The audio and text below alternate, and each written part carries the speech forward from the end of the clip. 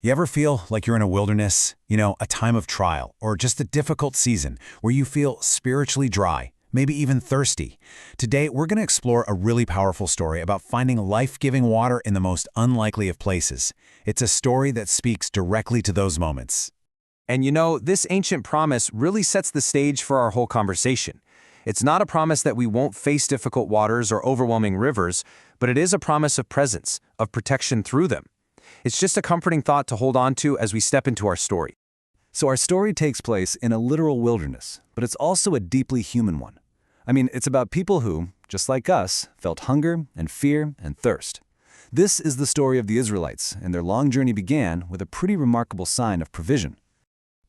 Think about it. For 40 years, the people of Israel journeyed through a harsh, unforgiving desert, and for that entire time, tradition tells us they were miraculously provided for by a spring of water that actually followed them, a constant source of life in an otherwise barren land. But of course, it wasn't always that simple. This provision wasn't without its dramatic moments. On 2 different occasions, the people were desperately thirsty, and both times their leader Moses was commanded to bring water out of a solid rock. Now, the stories seem pretty similar on the surface, but there's a crucial difference between them. Okay, so this is where it gets really interesting. Look at the change in the command. In the first incident, which happens early on in their journey, God tells Moses to strike the rock. Pretty straightforward. But decades later, the instruction is different. He's told to simply speak to the rock. It's a small change in wording, right? But it has enormous significance. So instead of following this new instruction, Moses, who is just frustrated and angry with the complaining people, he calls them rebels, and in his anger, he goes back to the old way. He doesn't speak, he lifts his rod and strikes the rock. Twice. And get this, even in this moment of disobedience, water comes pouring out.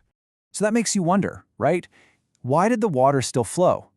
Well, the answer reveals something really beautiful about God's character. His compassion for his thirsty people wasn't going to be stopped by the failure of his servant. He was intent on showing his care and kindness, providing for them even when their leaders got in the way.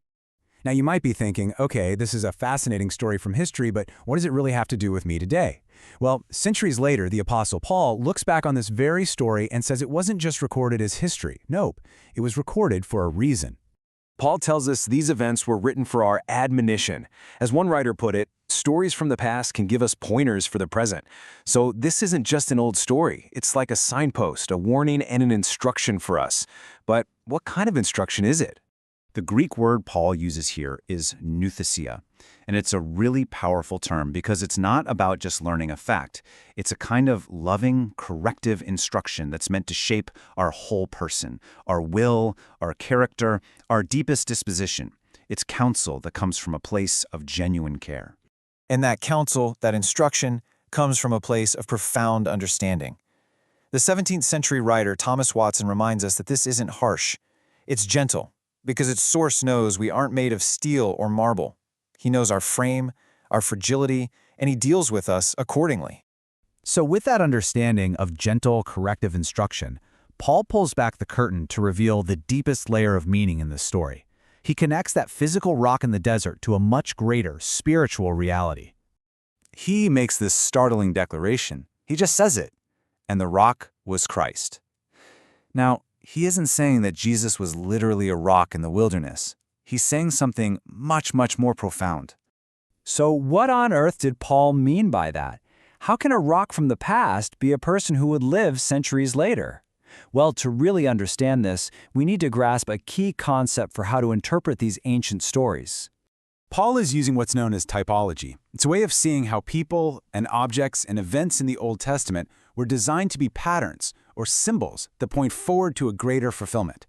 That first rock, it was a type, a shadow that was pointing to the true substance. And when you see it that way, the parallel is just beautiful, isn't it? The rock in the wilderness provided physical water that sustained physical life. It was this tangible provision that followed them on their journey. In the exact same way, Paul is saying Christ is the source of spiritual living water that gives eternal life, an ever-present source of strength for our journey today. And this whole metaphor of life-giving water, it doesn't even end with a single rock. It expands into something far more vast, an ever-flowing, ever-deepening river. You see, hundreds of years before Paul, the prophet Ezekiel was given this absolutely stunning vision. He saw the very presence of God as the source of a miraculous river. But in his vision, it didn't start with a flood. It began as just a small trickle of water seeping from the temple. As it flowed, it became just deep enough to cover his ankles. A humble, almost unnoticeable beginning.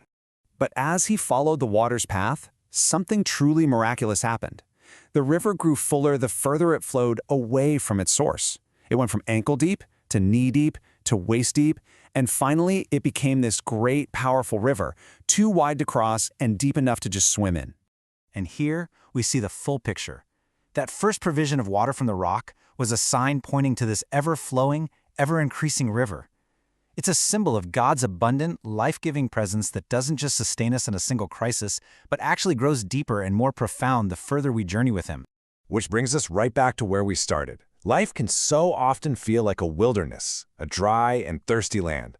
This ancient story invites us to look beyond our circumstances and ask a really simple question. In the midst of your own desert, where are you looking for that living water?